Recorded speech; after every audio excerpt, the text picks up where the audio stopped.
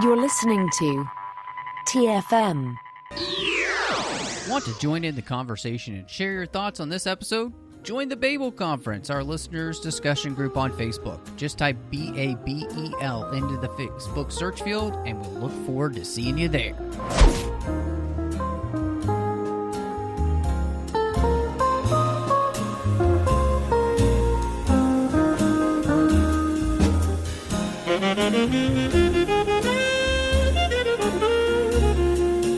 Hello and welcome to TFM's local party place. I am just one of your hosts here, Matthew Rushing, and we're so excited to be in the 602 Club tonight because we are legitimately, as we're recording, celebrating the birthday of none other than Christy Morris.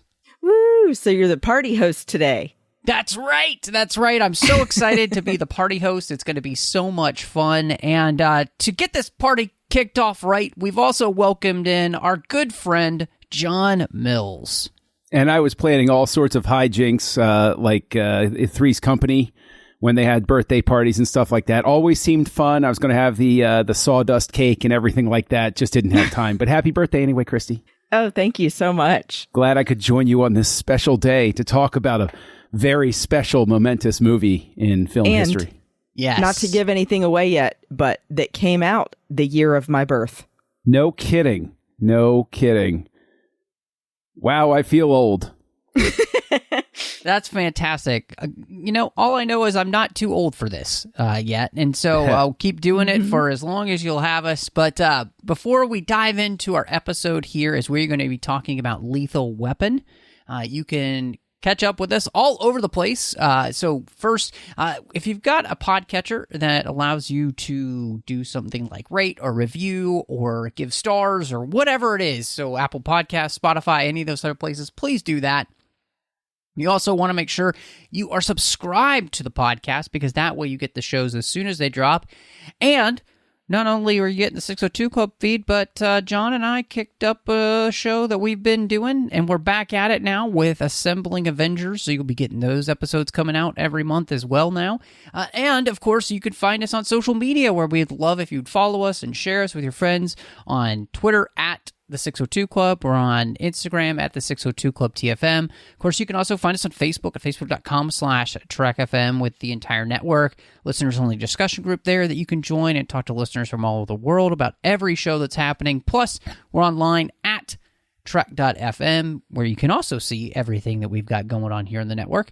And if you'd like to help out the network and make sure that things can keep coming to you each and every week, not only the 602 Club, but everything else we do, we're about to hit 400 episodes here, and the only reason we've been able to do that is because of listeners just like you helping us out at Patreon at patreon.com/TrekFM, and we could definitely use support. It's been a rough few years for us in that way, and if we don't have the support, we won't be able to do this. So go to patreon.com/TrekFM and see how you can become part of the team. So this wasn't on the outline at all, but Christy, you mentioned that Lethal Weapon comes out the year you were born. So I guess a question then that I'm really interested in, is this another one of those movies that your dad let you see way too early? How did you know? Well, it wasn't in the theater, clearly, but yeah, that would have been, I guess. I mean, if you'd seen it, as a baby, you would not even remember, so it wouldn't even matter. Listen, you can't rule it out. I always love to tell the story of, what was that Liam Neeson movie that also came out in 1999, The Haunting, or something like that? Yeah. Went to a midnight showing, and somebody brought their infant child with them. And I saw a shouting match ensue because the baby was fussy. Somebody complained, and meanwhile I was sitting there. I was like, "Seems inappropriate to bring a baby to a midnight showing." But hey, what do I know? What do I know? Yeah. I just wanted to watch the movie. So, yeah, well, it wasn't like that for me. But yeah, I do remember seeing this very, very young because it wasn't till I did the rewatch that I realized that I remembered the scene at the very beginning vividly, like in picture in my memory, and just didn't remember what it was from until I rewatched this and went, oh yeah, because I remember being like, Dad, why did she do that? And being like, that's an interesting scene well- to have in your mind as a child. Yeah. say no to drugs is why. Yeah. Wow. Yeah. That, See, okay. You know, that, wow. That, your dad's pretty cool. I'm just going to say this, okay? Because that, like, I had to sneak movies like this when I was a kid. Your dad's like just showing you Lethal Weapon. Like, I like your dad's style. He's pretty cool. I feel like though my mom would come home and be like, what are you letting her watch? Hey, don't stifle him. He's leading by example here. He obviously produced a wonderful daughter. Everything he did, this works out fine. Oh, well, thank you. So there you go. That's phenomenal. What about you guys though? You know, I'm pretty sure for me, this isn't something that I saw until college. It wasn't out a movie. You know, my parents were going to let me watch as a high schooler. I mean, rewatching, specifically understanding why. But this is something where, as I kind of branched out in my life and was watching movies I hadn't seen, because I was kind of in that age place where it's like, yeah, you weren't going to see an R-rated movie in, 1987. I wasn't old enough. And so, but yeah, this is something I caught then and, watched through the series. And part of that is too, because this series is something that continues through when I was in college. We go all the way through the late 90s and into the early 2000s, if I remember correctly, because I think Lethal Weapon 4, doesn't that come out at least late 90s, early 2000s? It's best to forget that. Lethal Weapon 4. Anyway, that's not the question. It came out. That's and all I we'll know. have that. Nope, we'll have that fight later on a different episode when we finally cover that one. But anyway, so that's when I saw it. John, was this something that you caught with your brother when you were watching things you shouldn't be watching? Yeah, this was. I mean, I don't have a specific memory of it, but it was definitely a videotape sort of thing. And the thing is, Christy, maybe this speaks to how differently wired we are. You remember the opening moment. I remembered the fight from the end. Like, that captivated me as a kid. I was like, that is badass. I really dug that fight from the beginning. And, we can touch on it later, but it actually marks an important historical moment in a sense, because of some of the fight choreography. So it's pretty cool. Pretty cool. Yeah, that's awesome. That's awesome. I think it's also something to which I feel like this is one of those movies, because the Mel Gibson movies that I saw growing up were ones that, weren't R-rated, like Forever Young. So I was familiar with him as an actor because of those type of films. And then this is something that, I watched later in college and really got interested in his work. And then, of course, he would do Braveheart and all that kind of stuff and, became a fan. But yeah, that's really fun. I love that you guys have, much better stories than I do. So, but Christy, you mentioned something that is really fascinating about this movie to me because I did not remember. It's been a long time since I've seen this. This has a really visceral beginning. Yeah. Opening with that suicide of Amanda. And, how as an opening for this, what becomes this franchise, how does this strike you? Well, clearly from a very young age, it definitely hits you in the face and feels immediately like this is a much more serious film than you think initially you're possibly getting into. But then it is named Lethal Weapon, so they're really showing you the lethal part. But I think that it's this kind of way of starting a movie is always something I think is a good tool to use because you're not dealing with any kind of boring exposition or anything. They're throwing you straight into the middle of the story and then having to backtrack as you go along from there to really fill in all of the pieces. So I like that style, and I always have. But definitely it is really jarring, and especially if it's the first time that you're seeing it. Yeah, it's interesting because it's a shocker moment to start off. It does throw the audience, off guard. I think what's super interesting about it is it starts with all of these helicopter beauty passes of the city, and you're sort of lulled into the sense of rhythm, this calm where it's like, oh, look, it's LA and everything. And then, every time I watch it, I kind of marvel at how for the time at least, how smooth they would do it all with computers and drones now, but how smooth that shot is that goes in to join Amanda inside there at first. It's a really well done shot, technically speaking. And so it lulls you in and you're immediately like, okay, well, wait a minute. Why am I in here? What's going on here? And obviously something's wrong. What I find interesting about it is and this is more a function of getting older and everything, is it starts off in such a prurient way that it's one of those things I can't help but approach where it's like, I know that this is the instigating factor of everything, but did it need to be staged the way that it was staged? Or was it done in such a way to, appeal to certain audience sensibilities that it could have worked without and stuff like that? And that's sort of like how I approach that moment now. But it definitely does, it gets under my skin. I have a fear of heights. So like seeing her even climbing up on the thing, I'm just like freaking out because it's like, I could be, I get cast in movies. Okay. And then the first thing you have to do is, we'll have safety netting and everything, but you climb up on this thing. Well, I quit. I know she wasn't in any specific danger because they have all of the safety precautions and everything, but it's still one of those things where it's very unsettling to watch that moment. No, I'm the same.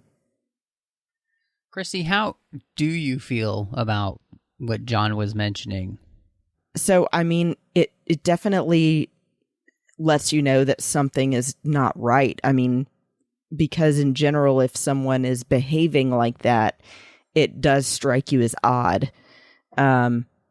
Because she's alone, for one. It'd be different if she was there with someone and had a reason to be like seeming like sensual and kind of in a dream state almost. And then you're realizing, oh, okay, it's because clearly there's been chemicals affecting her body.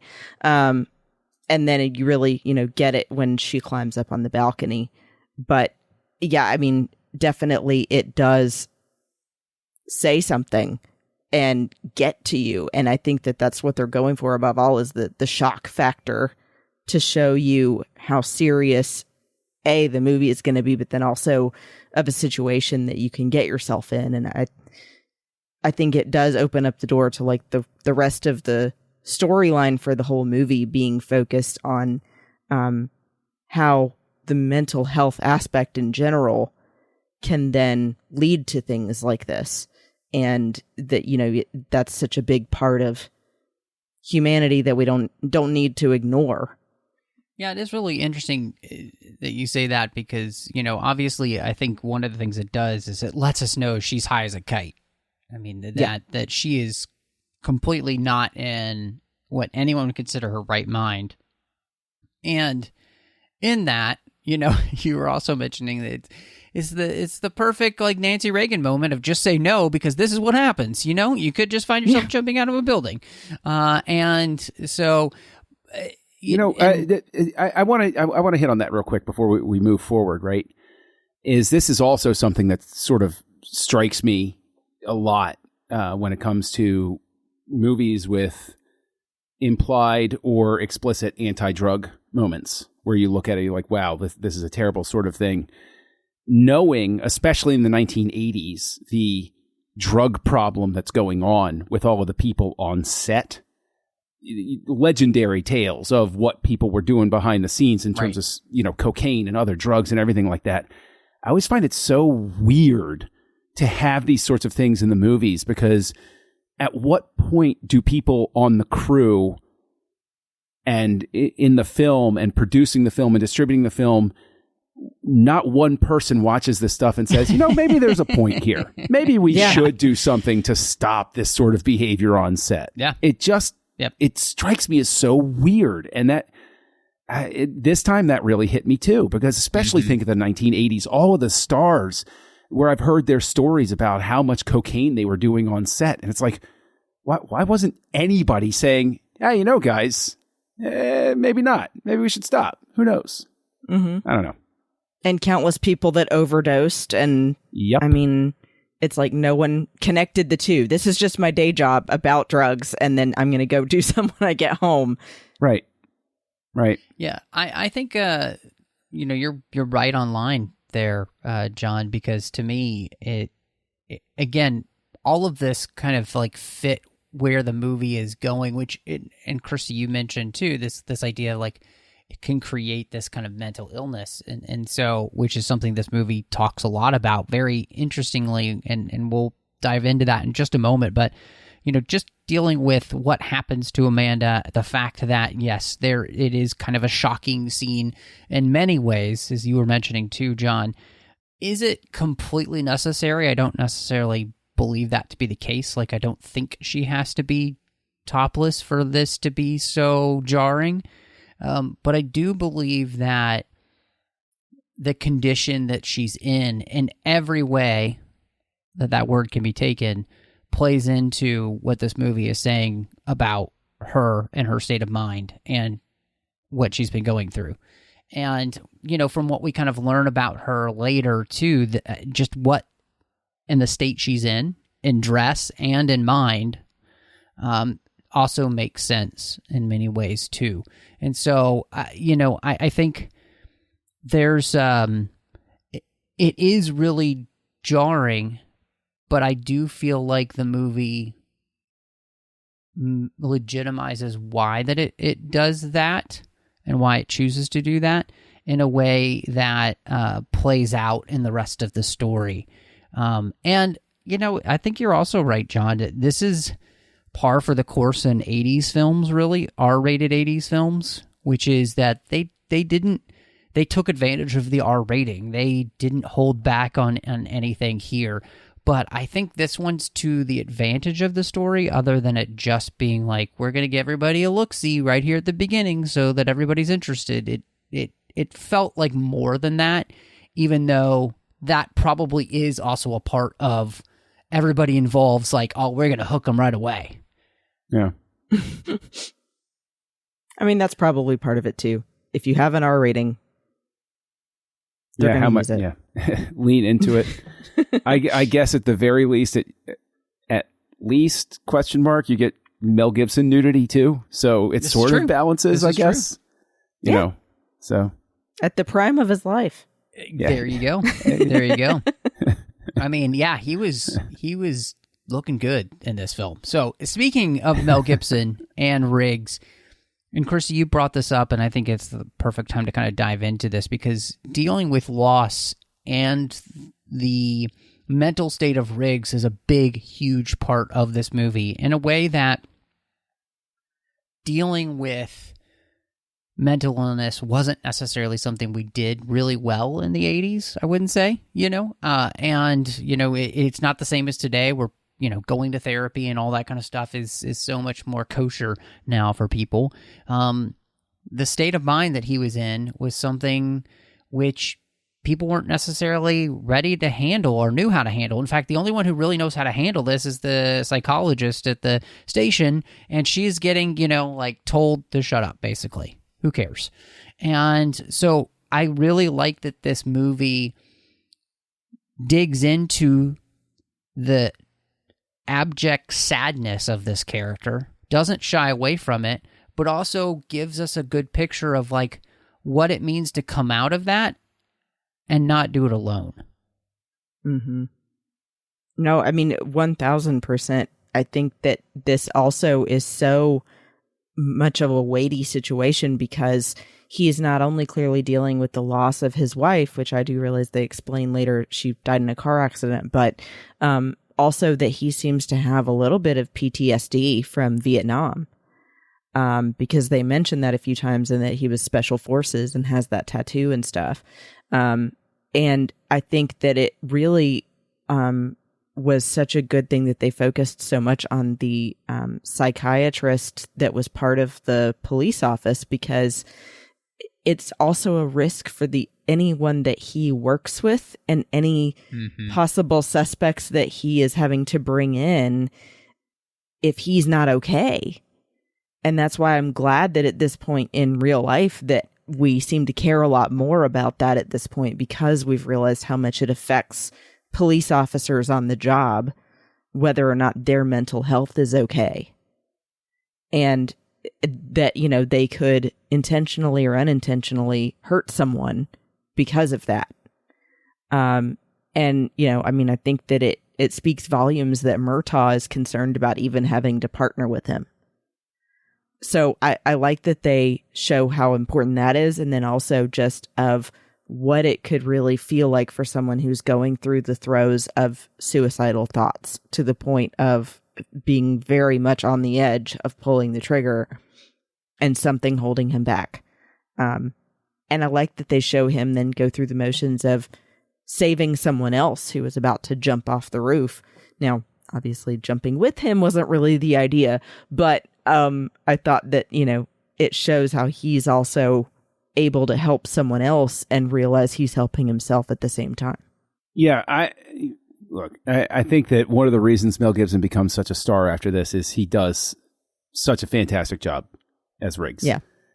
You believe that he is this guy. Like Mel Gibson has a decades-long career after this movie, and this is one of the first things I think of for him, because this is him. Like, this is, you can tell, like, certain actors and actresses, you can tell that something's coming from inside of them, that they can relate to what this character is. And I think that, he does a very effective job of playing it. You believe him. I do think, and just to speak to something you brought up, Christy, is, there are cops that have this, and that there are people every day that have this, that are carrying this with them. I think the thing that does not age well is the fact that their captain has a very blasé attitude about it. Because when we meet the psychiatrist, she's saying, this guy's got to be pulled off the force. He's going to get himself or other people killed. Because the thing is, it's not just he's a danger to himself. What if he snaps and takes other people out that he shouldn't, and that sort of thing? And the captain's response, played by Richard Donner, is, yeah, okay, whatever. If he does it, then you were right. And it's like a TV laugh line where it's like, wah, wah.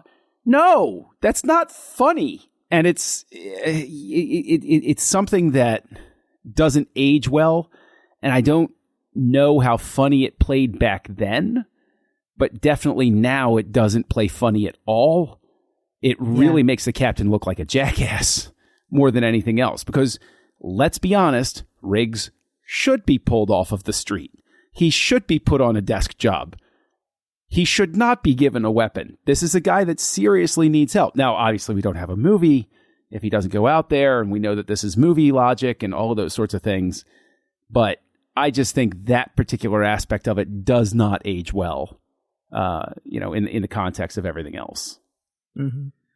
I think you're absolutely right, John. And in many ways, I almost wonder if that might be the point that Richard Donner here is trying to make. And, I would love to know, but it really does seem like, the portraying of the captain in the way that he does, the fact that Riggs shouldn't be out there, all of these things really do seem to kind of play into this idea that we should be doing more for these people, but nobody takes it seriously.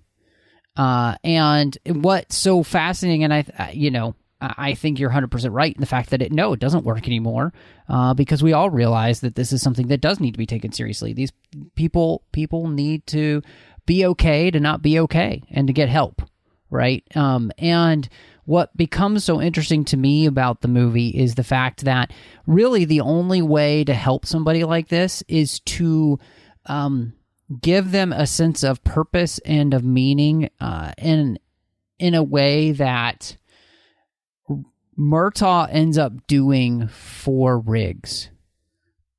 He accepts that Riggs is not okay. And then he lovingly begins to share his life with him I think in many ways, I don't even know if he intentionally does it. He just, just the kind of the thing that, people did for each other back in the day. But he brings Riggs to his home. He introduces him to his family. He lets him inside of his life to make life seem a little bit more worthwhile again. And so there's something I think really, to me, was really beautiful about that, because Riggs also finds something else to live for, not just the job, but I think the protection of Murtaugh's family becomes personal to him because he's been let into that family. He's been seen as a person again, like not just a person who does a job. Like there's something so beautiful about the way in which we deal with this character. It's not like preachy or anything like that. It just is. It's just the way that we're meant to like take care of each other. And there and this is something that which I think it's very 80s in the sense that we don't have these guys talking about their feelings big time, right? You know, we don't have those big things like that. But there's just this way in which Murtaugh helps take care of this broken man. And I think in many ways just help show him, hey, life is still worth living.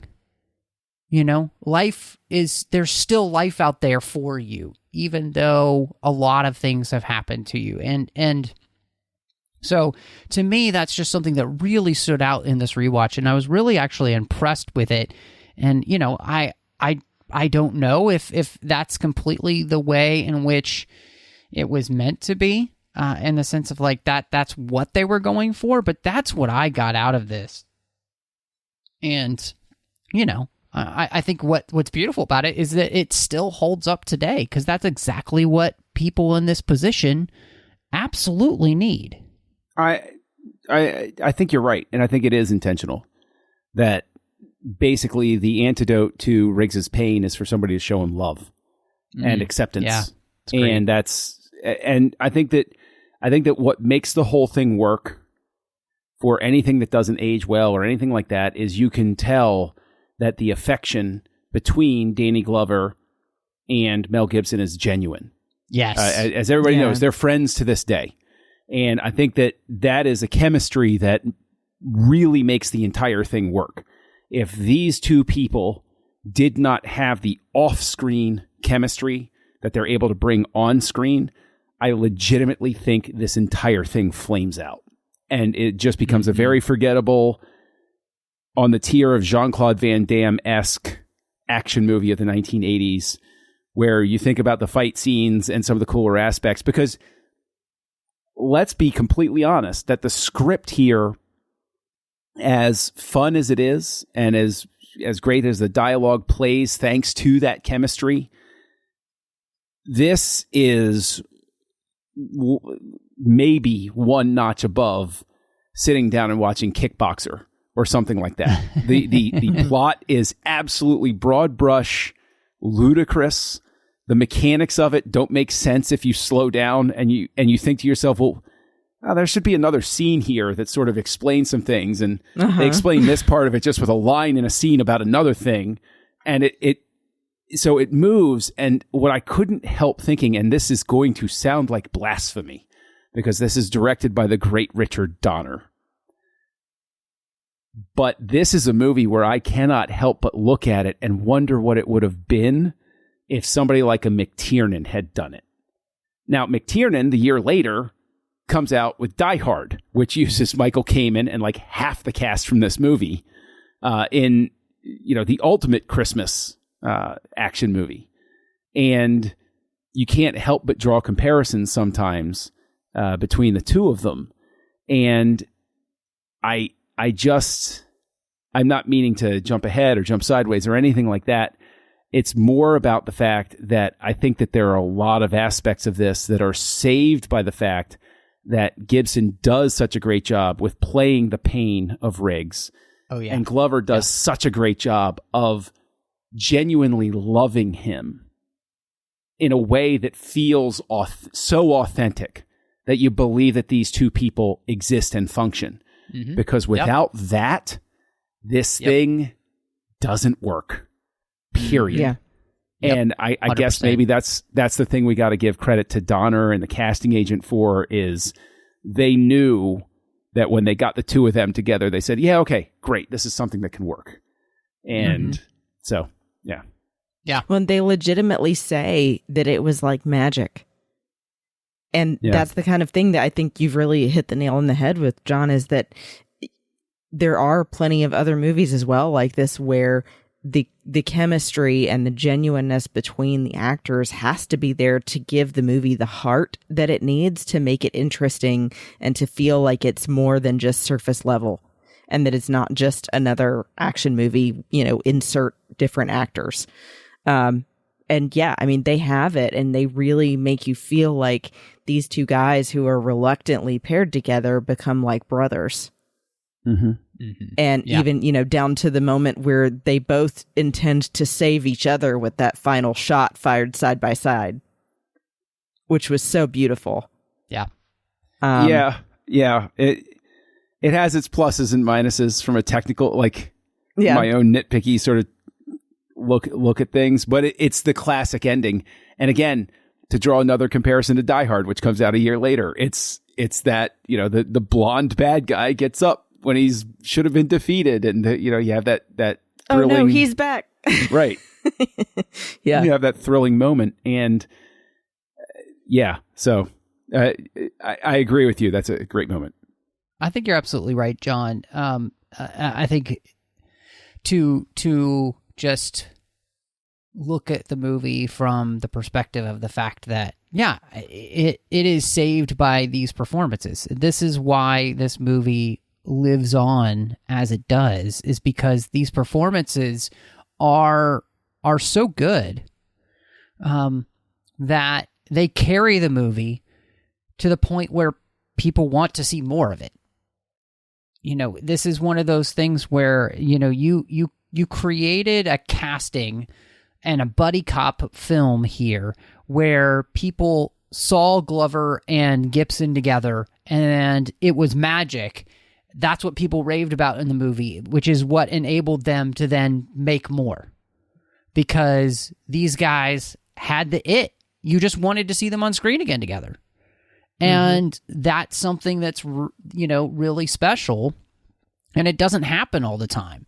And so I think, to me, even rewatching it, that's the thing that I love the most. I just dig the way these guys interact with one another. It's great. And it really, it said, like you said, John, it says something, the fact that Danny Glover and Mel Gibson to this day are still friends.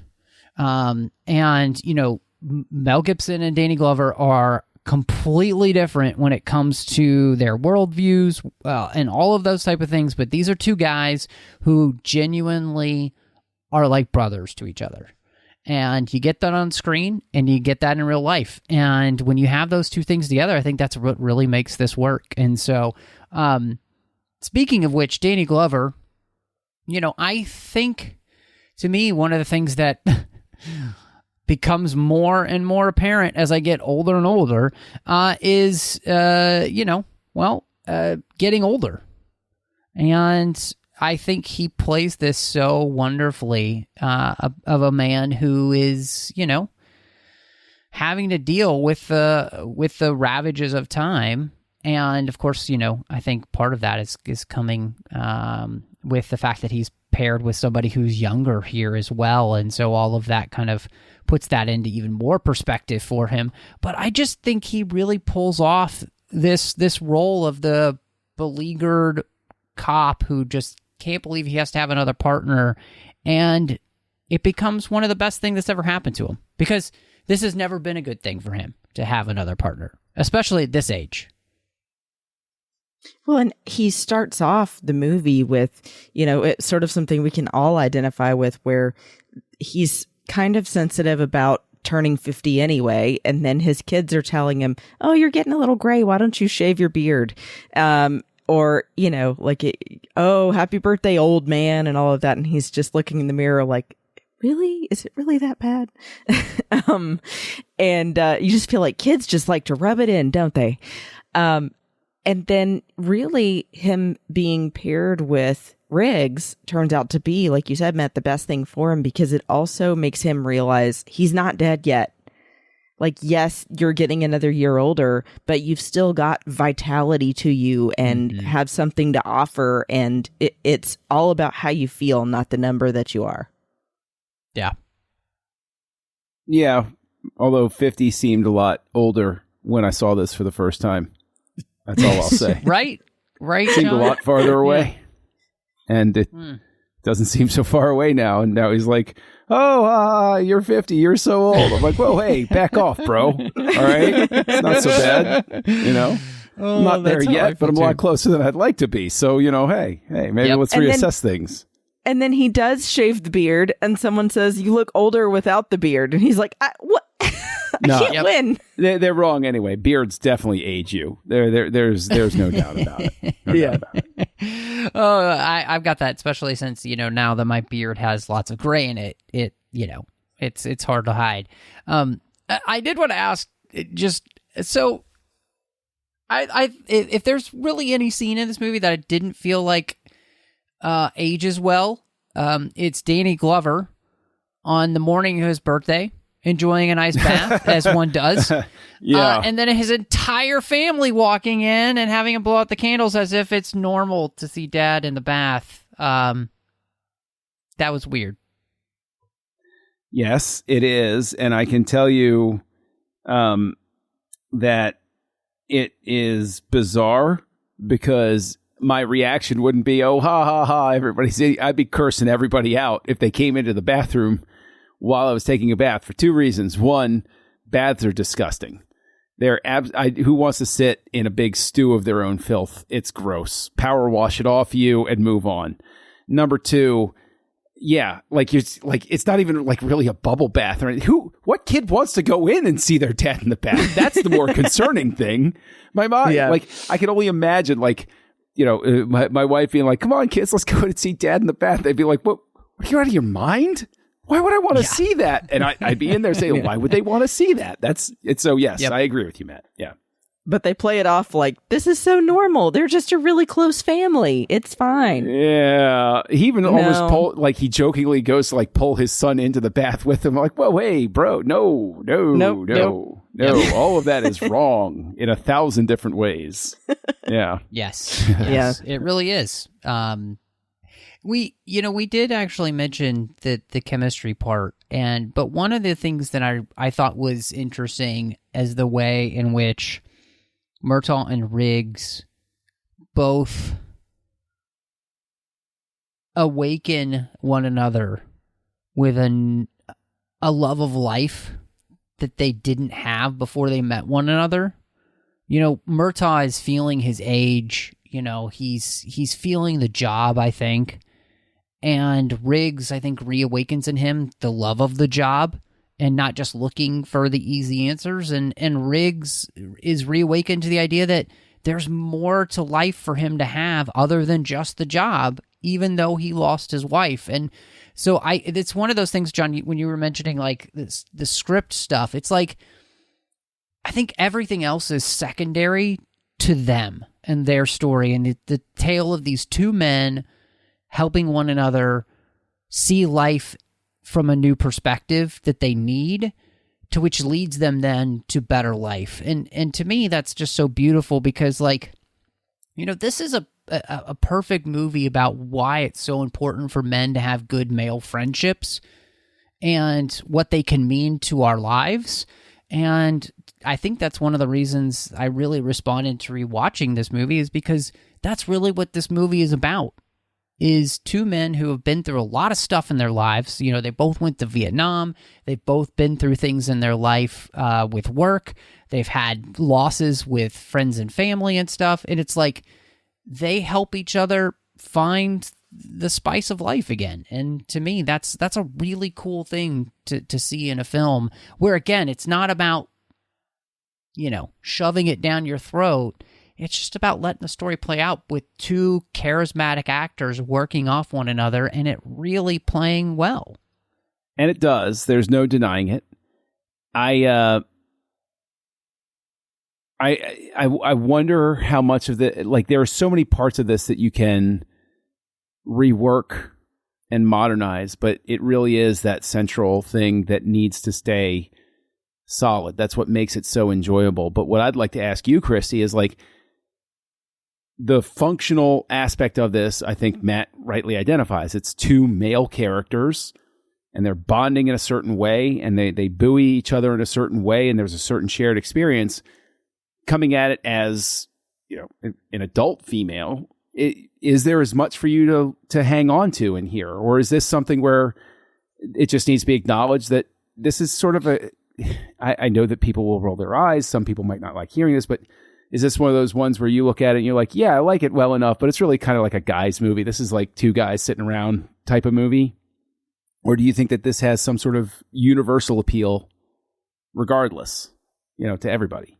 I think that's a good question. And I definitely see it more as it has the universal appeal. I think that although it has aspects of it, obviously, that are distinctively masculine, that it could be applied in a similar way to female friendships.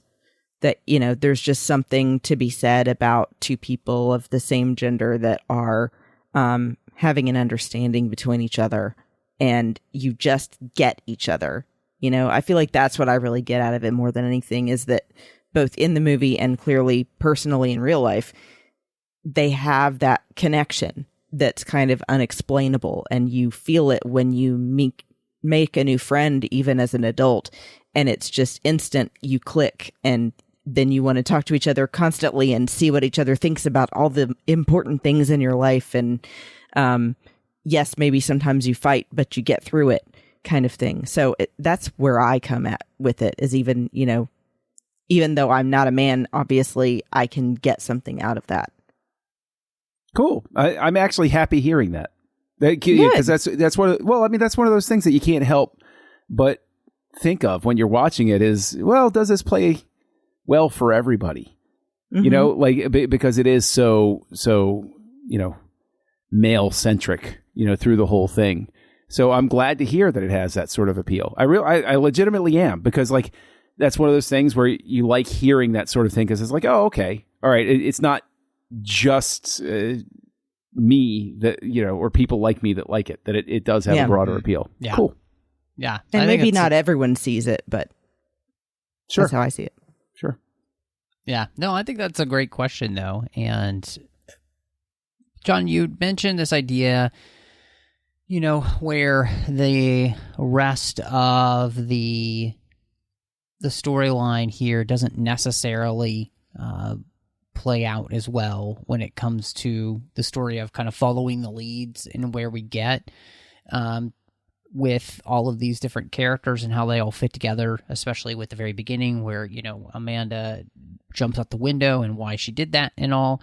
And so I'm really interested to hear both of y'all's opinion on that, because, we get this shadow company who is involved in Vietnam, part of a CIA paramilitary unit, and they apparently secretly ran the Vietnam War out of Laos. And I didn't know that, but I learned it here.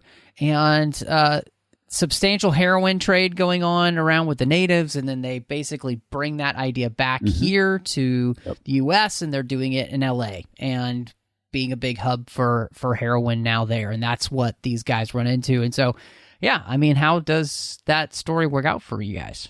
Now, here's where Team Crackpot comes in. Laugh me off all that you want to, but that's a little more rooted in truth than people want to realize. You just go back to, what Serpico broke up. Watch the movie American Gangster, done by Ridley Scott, starring Denzel Washington and Russell Crowe.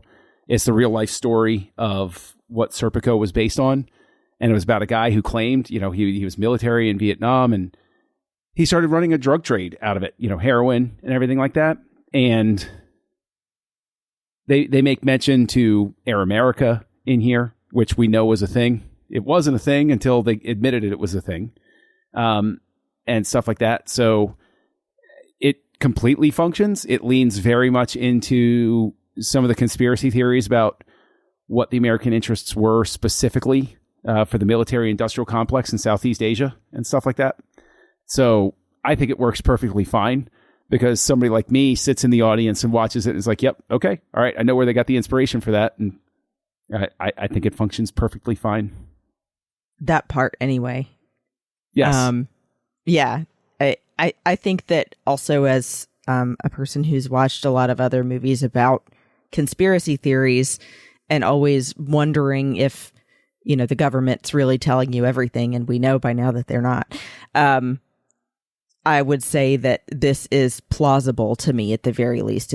Even if it ended up being, that it wasn't actually true, it feels like it's likely, unfortunately.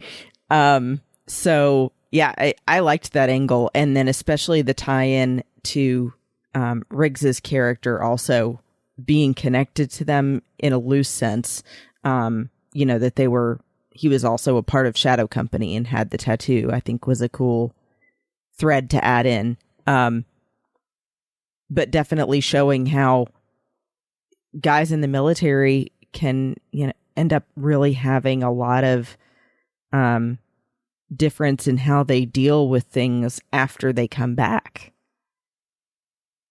Getting back to the whole mental health aspect too, with these guys clearly decided that they were in the right about what they were doing and just kept on going with it, because who cares if it screws up for everyone else? I'm getting something for me. And then by contrast, Riggs, who literally has nothing, is actually a good person. He's just mentally dealing with a lot.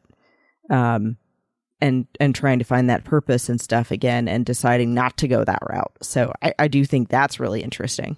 Well, there's even an interesting, flip side of the coin with Mr. Joshua, played by Gary Busey. That's what Riggs could have been. Because Mr. Joshua is just processing the pain and mental shock in a different way, in a much more focused way. And I think that there's also something to be said for the fact that the Vietnam conflict in specific was something that a lot of 80s movies were dealing with. It was a cultural scar that everybody was working through in the 1980s. A lot of movies dealing with it, and a lot of movies where this, it's a pivotal point in a character's journey or their past. And I think that this is definitely something that speaks to that whole thing, that everybody was still working through the idea of why were we even there? What did we gain? What did we lose? What did people go through? 20 years later, people were still trying to figure that out. And well, I mean, honestly, the war hadn't been over for 20 years by that point. It'd been over for, 15 years or what have you, around that. And so it's very recent history, and it's something all of these guys remembered. And so more than anything else, it's about that psychological scarring that everybody carries back with them, because nobody blinks. It's not a shock that pretty much every male character you run across was in Vietnam, right? Everybody, it seems like everybody was in Vietnam, and it's like, well, yeah, that's kind of how it would have worked. Most people would have been like, yeah, I was there. And, so, it's definitely a reflection of what everybody was trying to process. Yeah, I think, to me, in all honesty, everything you both said is just right on target. And I think it all works the way it needs to, because this isn't the focus of the movie, but I think it fits together well enough so that, I buy it. It makes sense, and everything they do here, like I don't have any problem with them, with the Vietnam angle, especially in the 80s. Like you said, John, this makes complete sense why this is still such a big deal, and kind of using some of those conspiracy theories or whatever to kind of create this type of movie, and, help explain, one of the big drug problems that we have in the United States that, the 80s was so famous for as well. I think all of this just fits together very nicely. It's like they took all of these elements and were able to create something that, as you're watching it, it just feels like it fits and it works.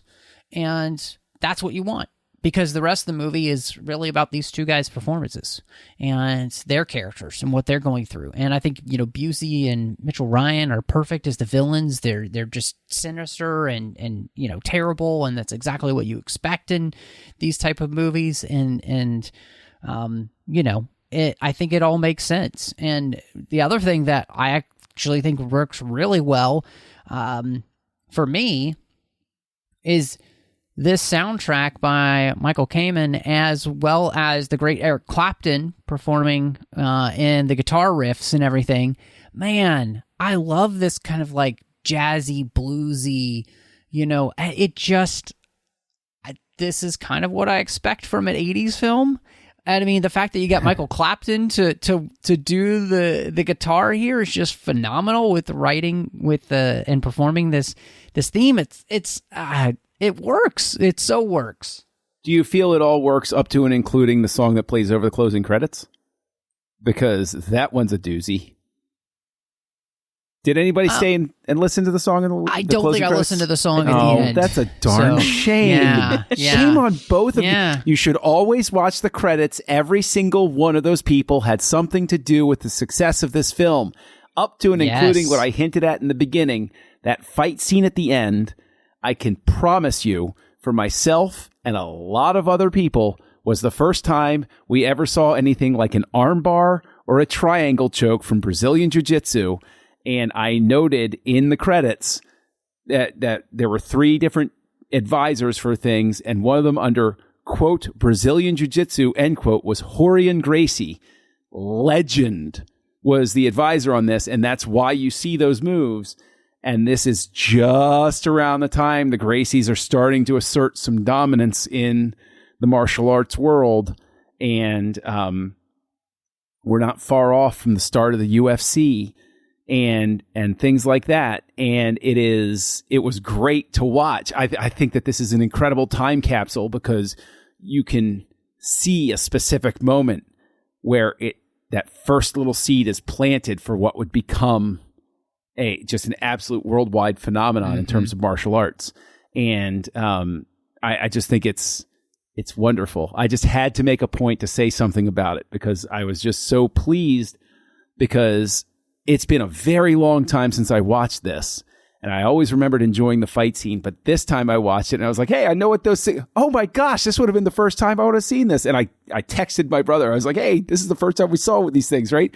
And my brother was like, yep, spot on. And I was like, yes, So it's just fun to watch. That's a monumental moment in American film history, in my opinion. And then you got in trouble for replicating those moves on your brother? Oh no, my brother would have replicated them on me. Older brother. Like everybody of a certain age, I've dabbled in that, learning Brazilian Jiu-Jitsu and stuff like that. It's a lot of fun. It's great. You're very likely to get yourself injured if you're not careful. But it's great. There's a reason that BJJ caught on, and it really is a very film friendly art.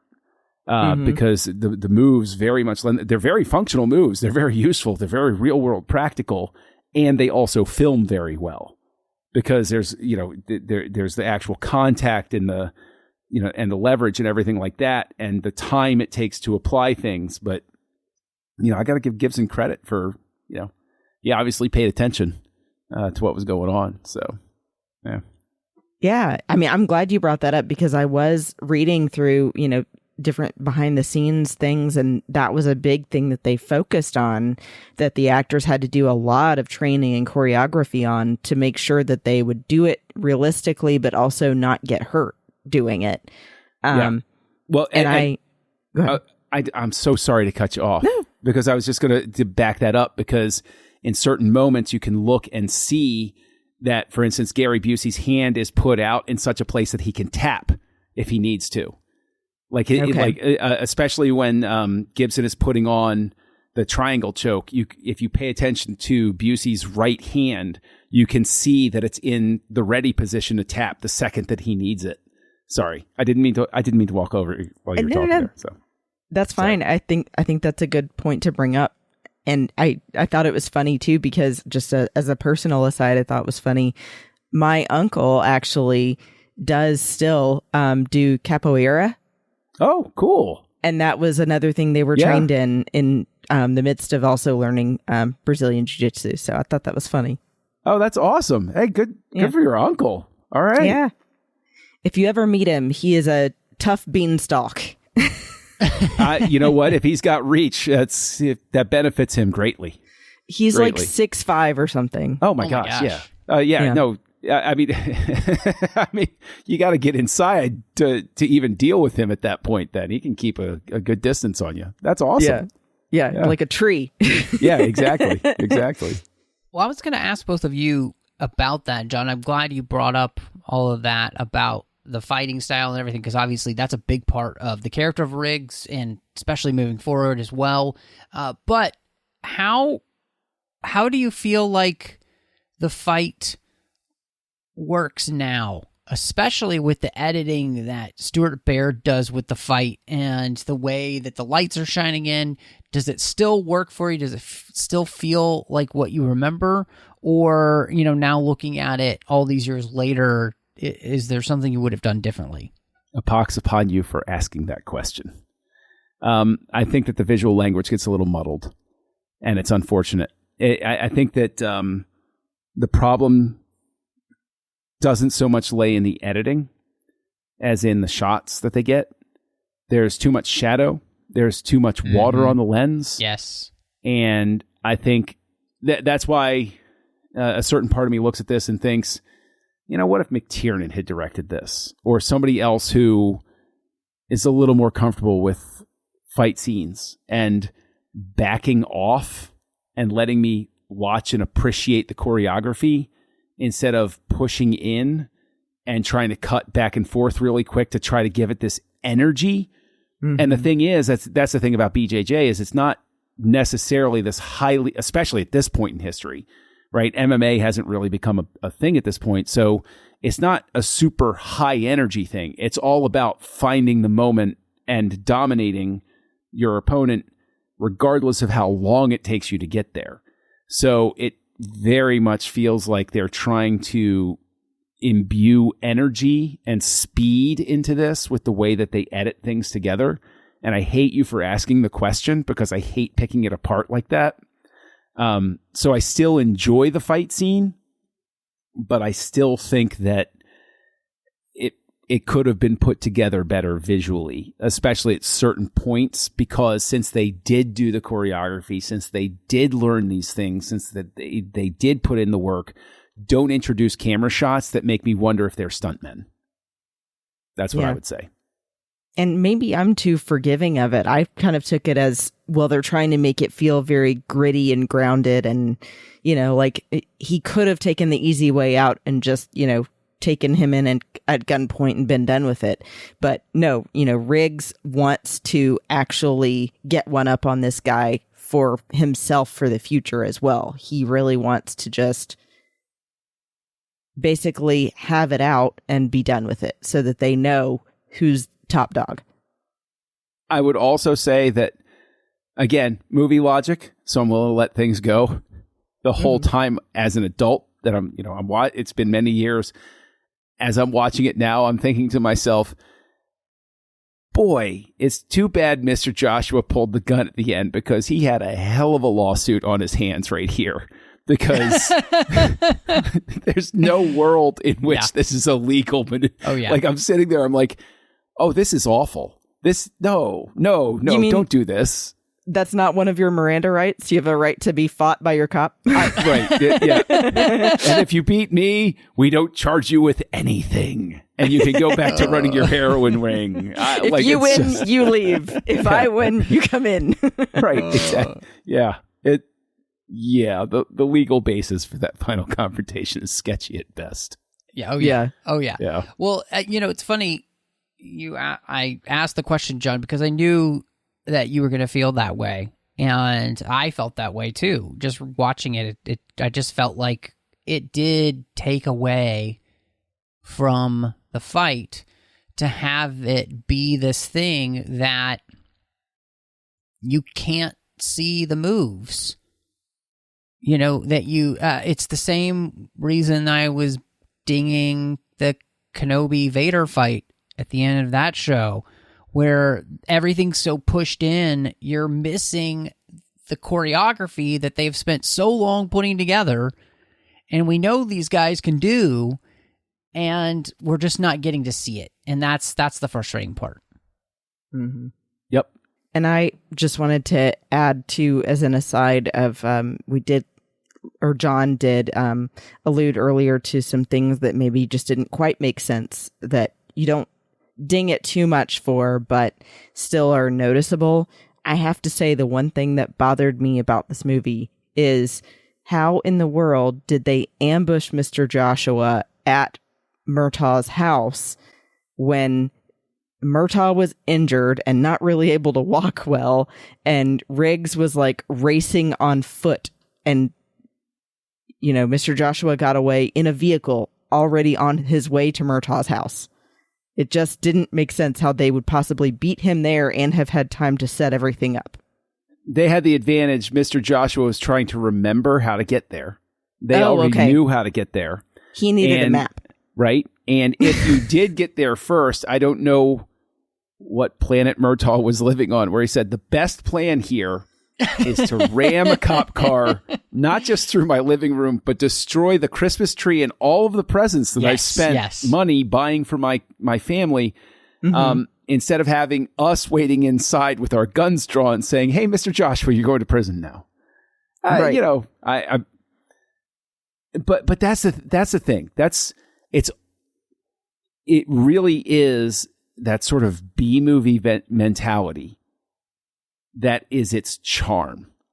This is so ludicrous, and it embraces its insanity that you can't help but love it anyway. Like it really is one of those things where if one piece that does work doesn't work, this becomes, you just rag on it. You can't wait until you see the riff tracks on it. This is just one of those absolute funny misfires. But because of the things that do work, you wind up forgiving so much of what else happens. Yeah. And that is a classic moment where if you spend just a little bit of brain juice thinking through, you think, well then, to your point, how did they get there first? And how did everybody get there first? So, and, so there you go. And have time to leave a note. That's true. Dear bad guys. Yes, that's very, very true. Stoplights? I don't know. Maybe he took it's pre-Google Maps, so he didn't know the quick way home. There you go. That's right. That's absolutely right. Well, in that vein then, what would you guys rate Lethal Weapon? I'm letting Christy go first. No. It's your birthday. You go first. You go first. You're the guest, though. No, it's your birthday. Okay. So I hadn't rewatched it in quite a while, but was still pleasantly surprised at the things that did hold up. And, like we all said, in spite of the silly things, the things that worked well really make up for a lot. And I do want to add in the acknowledgement as well, since I didn't earlier, of what Matt was saying about the music. I didn't realize how much Michael Kamen had done. And then in the intro, seeing Eric Clapton's name, I was like, well, I know this song isn't Eric Clapton because it's Christmas music, but knew we were going to hear it at some point, and you definitely hear it. And having that bluesy music as well really fits for some characters that are kind of feeling washed up and not sure what to do with their lives, but gives you a level of hope with it as well. So I did want to really say props to the music. So yeah, ultimately I give it a 4 out of 5 adorable dogs, because Riggs did have a really cute dog who came back in the end. Ultimately really still enjoyed it. What about you? Oh, this is tough. Okay. Before I give a rating, I'm going to say I have 5 stars of affection for this movie. Okay. This sounds bad. No. I will always rewatch it. But there's a tough part of me. My heart wants to give it 4. My brain wants to give it 3.5 as a generous rating, because there are problems here. There are problems. And this is the most heretical thing I can say as a film fan, but Richard Donner was not the best director in history. He has a lot of movies. that succeed seemingly in spite of him as opposed to because of him. There are certain things that I pick apart here, but today, because I'm so overjoyed at spending time with Christy on her birthday, my heart wins out, and I'm going to give it a 4. Just because it is, like, as cheesy, it's so damn enjoyable. It really is. Like, you can't watch this movie and not have a good time. And Mel Gibson gives such a great performance. Danny Glover gives such a great performance that my brain says one thing, but again, my heart says 4. So I give it a 4. This is really tough. Here comes Mr. Darkness. Here comes the storm on the horizon. Bring in your bets, kiddos. What's he going to give it? This is really tough because rewatching it and then rating it on Letterboxd, I put 3.5. But as we were talking about it, I think that the character work here is enough to elevate it to the 4. Because it's Gibson and Glover at their best, and they're just so much fun to watch. Like, I'll continue to rewatch this movie throughout the years because of them. And you know, that's the thing, is you don't always have to have the world's best movie to have a great movie to watch, because performances make film. And this was really made by the performances. So I will go with 4 out of 5. And so, Christy, on your birthday, where can anybody find you if they want to catch up with you? Of course, you can find me on Instagram and Twitter at BestBenBell, and on Facebook in the Babel Conference. And I am, of course, when I'm not here on the 602 Club, you can find me on my finished show with my friends Amanda and Teresa called Sabers and Spells. And hopefully, you know, maybe more to come in the future in something else. But that's still online at Sabers and Spells on the Skywalking Through Neverland network. Nice. And John, where can everybody find you? Oh, look for me over on the social network of your choice as Kessel Junkie. And then find me over on the Nerd Party Network, co-hosting 2 shows. One, House Lights, where we look at the work of directors through different lenses and categories and that usual rigmarole. But it's been a lot of fun. Surprisingly, we've already crossed 100 episodes. And where has the time gone? And you can find me over on a beautiful little slice of Star Wars heaven, in my opinion, called Aggressive Negotiations, which I co-host with you, Matt Rushing. And, of course, you could find me all over social media under the name Matt Rushing02. You can also find me here on the network when I'm not in the 602 Club, doing The Orb with Chris Jones, talking about Star Trek Deep Space Nine, Literary Treks about the books and the comics of Star Trek, Warp 5 about Star Trek Enterprise, Artificial Tango about Star Trek Picard, and Saddle Up about Strange New Worlds.